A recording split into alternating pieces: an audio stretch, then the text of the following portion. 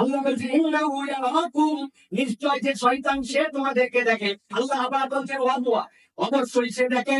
আর সাথে কে দেখে? কাবিলু, তার যারা চেলা চামুল আছে তারাও দেখে। কাদেরকে দেখে? তোমাদেরকে।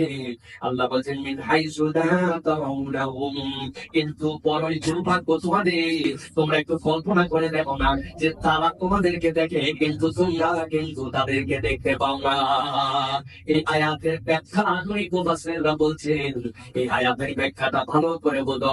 দুনিয়ার বুকে তোমাদের কাছে এমন কতগুলা শয়তানের চার চিক্ষময় চক্রান্ত আছে। দেখে বড় আমার বড় সুন্দর কথা, বড় সুন্দর পদে, এর থেকে সভ্যতা সংস্কৃতির পক্ষে আর কিছুই হতে পারে না। একটা মেয়ে সুন্দর করে গোটা গায়ের মধ্যে স্বাভাবিক একটা পোশাক পরে থাকবে, যে পোশাকে তার হাত পাতা পিঠ পুট সব দেখা যাবে, তাহলে মানুষের কাছে তার সৌন্দর্যটা প্রকাশ পাবে। আর ইসলাম কি বলেন? ইসলাম বলে বোরকা পরো, এরপরে হিজাব করো, এরপরে এইটা করো সেইটা করো, এর সাথে দেখা করা যাবে না, তার সাথে কথা বলা যাবে না। এইটা কি কখনো মানবতার পক্ষে হতে পারে নাকি?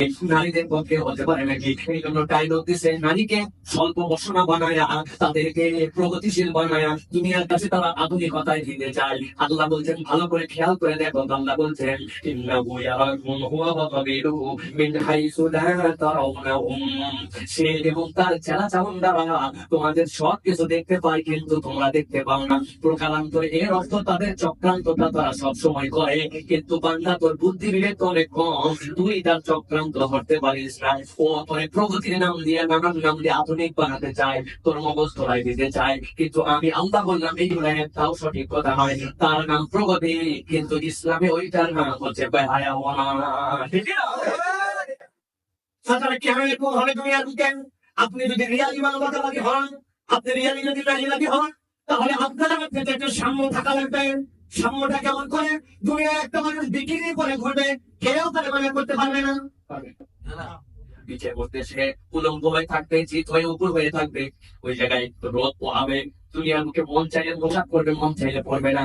নতুন নতুন প্যান্ট কিনবে, কিনার পরে এখানে সেখানে কেটে দিবে, ইচ্ছা মতো ব্যবহার করবে। সেই পোশাক ঘরের মধ্যে বাথরুমের ভিতরে পড়তে মানুষ লজ্জা হয়, অনেক মানুষ সবাই না, ওই পোশাক বাইরে পড়বে, কোনো সমস্যা নাই। কিন্তু আরেকটা দল তার পোশাক সে নির্বাচন করবে, কি করবে না করবে এটা তার বুঝিতে।